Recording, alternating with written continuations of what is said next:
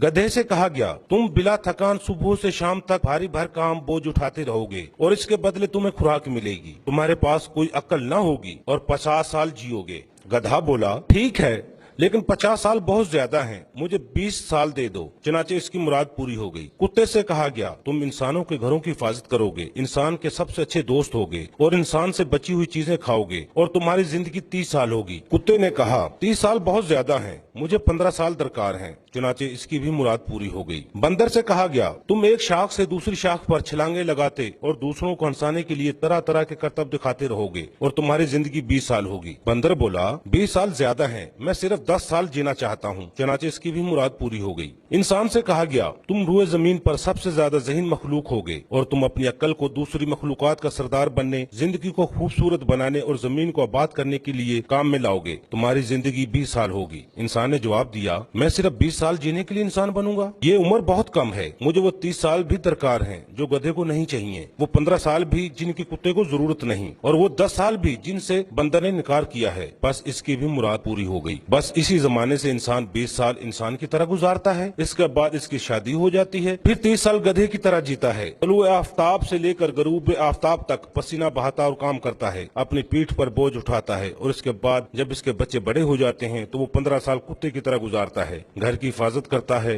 दरवाजे, खिड़कियां और बिजली के बल्ब वगैरह बंद करता रहता है और बच्चों का बचा हुआ खाना भी खाता रहता है। इसके बाद जब वो बूढ़ा और रिटायर हो जाता है तो 10 साल बंदर की तरह गुजारता है, एक घर से दूसरे घर और एक बेटे के पास से दूसरे बेटे और एक बेटी के पास से दूसरी बेटी के यहाँ जाता रहता है और अपने पोते पोतियों को हंसाने के लिए अजीब व गरीब करतब दिखाता और कहानियां सुनाता रहता है।